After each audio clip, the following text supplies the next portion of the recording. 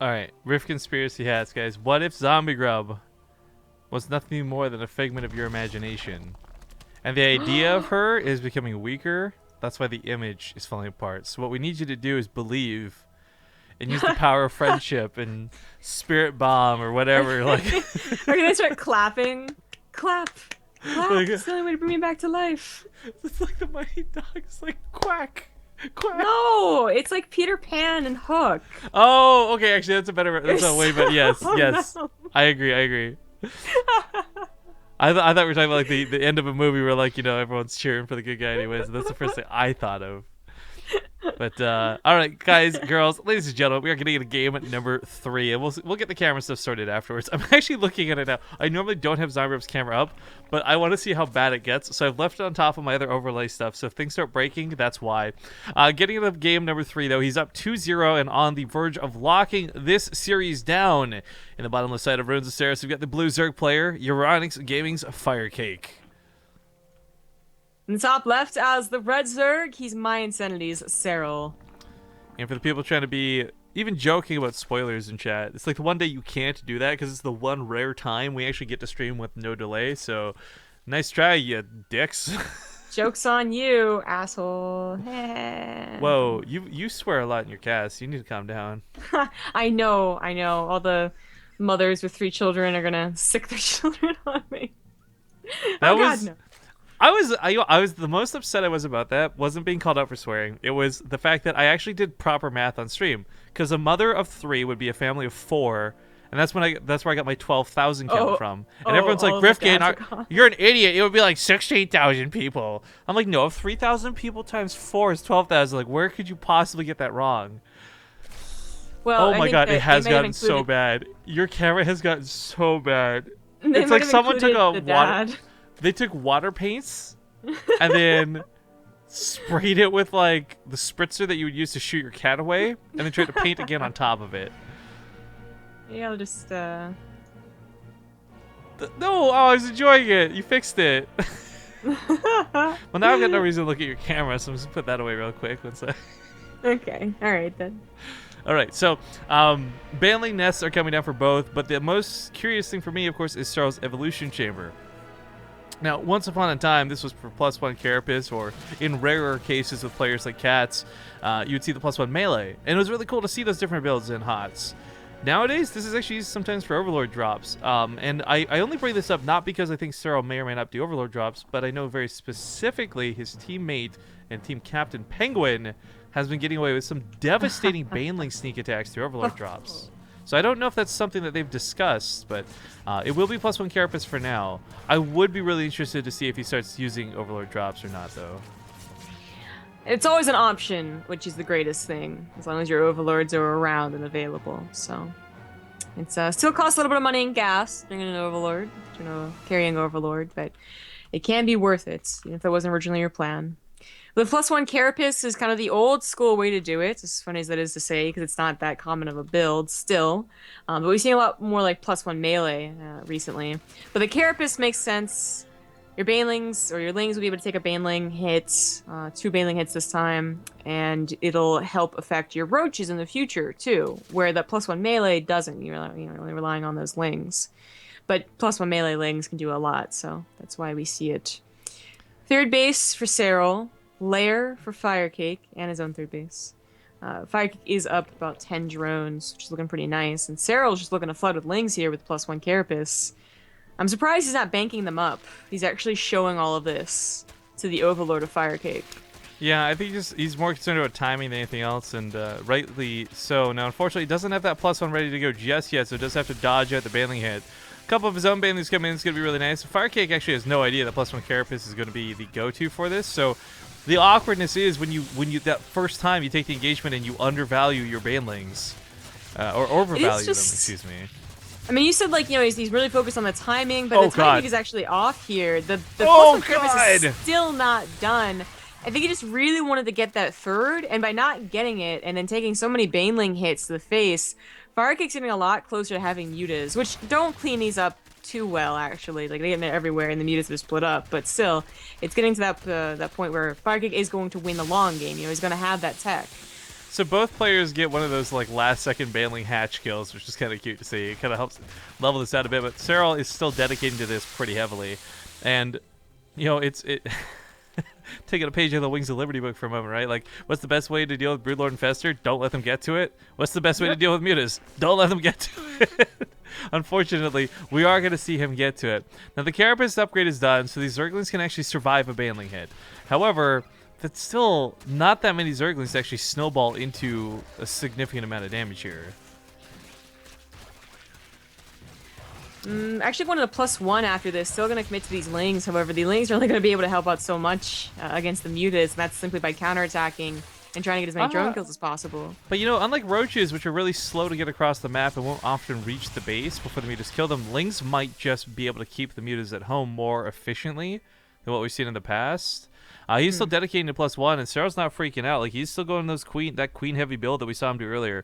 So he's gonna have the means to deal against small amounts of mutas. But if this ever snowballs for FireCake, if this gets to like 20+ mutas, Serral's not gonna be able to defend against it with just queens. That much is for certain. And I kind of feel like it's gonna get there. Serral's gonna try his damnedest to like go ahead and kill the third, get into the natural, but FireCake is setting up a defensive posture with his units, including his mutas, as opposed to actually just running across the map.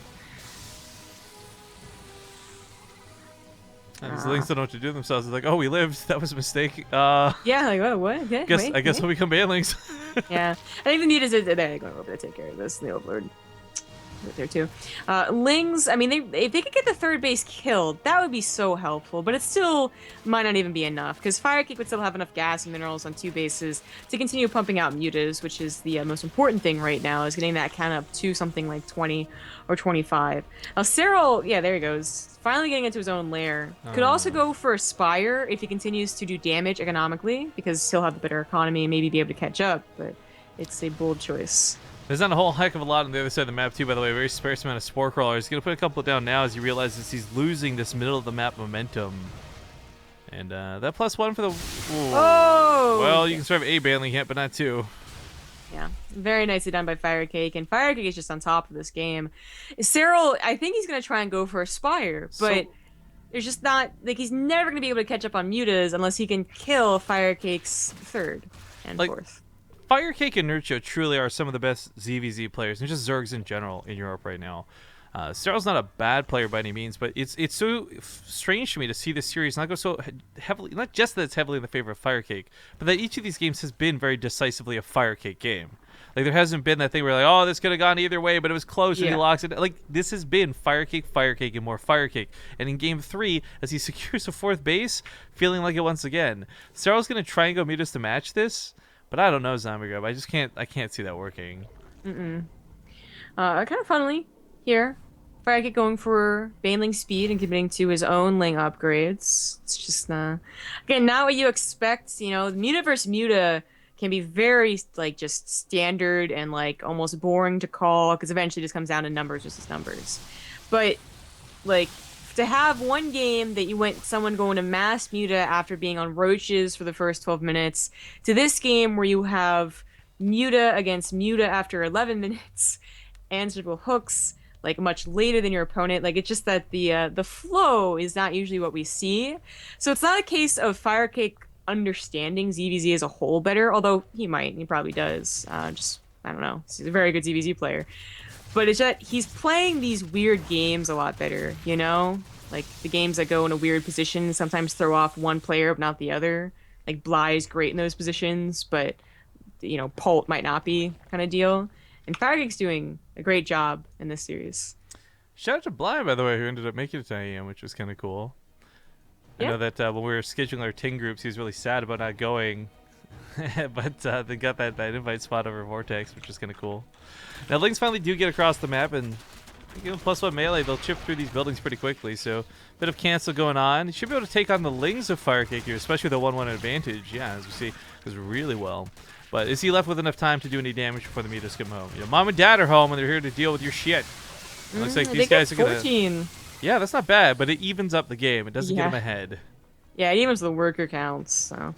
Serral does get the opportunity to go for a +1 Carapace, because obviously he knew that his opponent was going for Mutas, so he's going to have that going for him, but FireCake's still going to have 2 upgrades. Well, that, and it's still going to be like a 10 Mutalisk lead. Yeah, he's gonna need Lings in the ground, Queen support, maybe a Spore Crawler, maybe some fancy micro with the Mutas too, and then maybe he can win the Muta War. But it is. Well, it's interesting because FireCake did stop making mutas in anticipation of just thinking he had more than enough. That's kind of what happened to Serral last game. Or, sorry, not last game, on Dust Towers, excuse me. Which was a little bit funny to watch. But this time, he's not falling for it. And he does start going back into his own muta production right away. So while Serral does kind of catch up briefly, FireCake will still end up coming ahead. Not only through weapon upgrades, but through numbers once again. It is something to applaud, though. Serral coming back in this game in general is really quite good.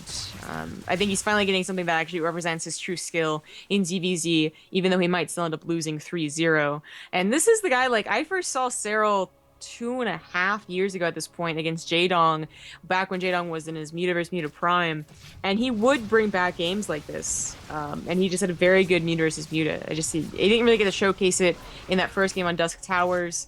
Second game was completely different, and this third game, he's finally showing his ability to bring games back.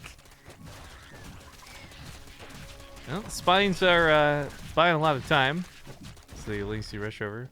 If Serral does bring this game back, that is going to be impressive to me for a lot of different reasons. Because it's not like he took a big Baneling hit in the mineral line, and he didn't fall off early on because of this versus that. It was really just his choice for Lings, and the dedication failed, and he's playing off the back end of that for so long.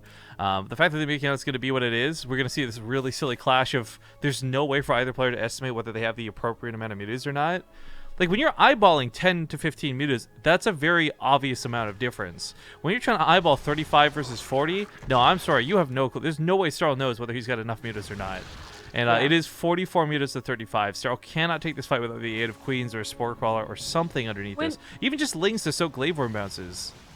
When they're spread out like that, it's like a little bit easier, but still like really difficult. So, and when they start to clump up, that's when it's like straight up impossible. You cannot tell how many wings are in there. And the Queens are going to go down. They had so many chance uses to help out, then they just go rip. Spore Crawler's going to get like 2 shots off before he goes down. He can easily focus it. FireCake, I will say, is probably sweating a little bit because he's not too sure. Like, I think he knows he has a lead, but he's not 100% sure. It's the way we see him moving with these actions, but the fact that he's bobbing and weaving, darting in and out, FireCake is taking better engagements. We do have an attack around the 4th once again, but the Spinecrawler is holding this pretty well. And still 10 muta lead. I love seeing the Muta micro. You know, there's the micro in that you have Queens underneath and Lings underneath, and that's important. But the actual micro of balling up your mutas and sniping the mutas of your opponent as they kind of, you know, spread out as StarCraft 2 forces your units to do is just, it's so clutch and very specific. Well, it's very important too because it affects how many units can at most be possibly hit with that Glaveworm bounce. But up to this point, Serral have been keeping even on the units killed. Unfortunately, the Mutalist lasting, even though the Mutalist killed are still the same, the Mutalist lasting is what matters the most. And 39 to 24 still just too big of a difference. It is kind of cool though. Serral's bridging the gap on those upgrades though. It's still very much in the favor of FireCake, but only barely. Yeah, you can see that once FireCake had his economy finally set, like he stopped getting drones killed to those counterattacks, he really did burst forward. There's like a point where he suddenly had like 11 mutas, because he had 1,500 minerals, 1,500 gas, but you know, that was basically the end of Serral's like comeback potentials when the Lings stopped doing damage. And they're going to continue trying. Yeah, this base might just get sniped though. Truth be told, that's just so many Mutalisks. Looks like they will not be baited back home. The Spines might not hold this though, so there's going to need a little bit of something. Looks like he rallied the mutas in. Hatchery doesn't have about 11 transfuses like before, so he might bleed out a single Mutalisk for that Hatchery, and the Overseer goes down, but that's not that big of a deal. Other base, well, it's still alive for FireCake. Still has not been efficiently mining for a while. Once again, I wish we had our graphs to show you guys, but FireCake's constantly to pull drones off of this. He's had drones killed at this. I mean, Serral's economy, even with that base going down, it's not looking too bad. But still, income war aside, it's still 51 mutas to 35. That Spore Crawler gets 1 shot off, 2 shots off barely. Serral might have been able to try and get to Infestors, kind of like secret mode. That is the last desperate gambit of someone who's lost a Muta versus Muta war, but this is the last fight, and there's no chance for that. GG. I just want to point out, like, the rate at which mutas were dying was so similar, but it came down to what was going to be left. And the second that took that nosedive, we saw go from, like, even to, like, whoosh.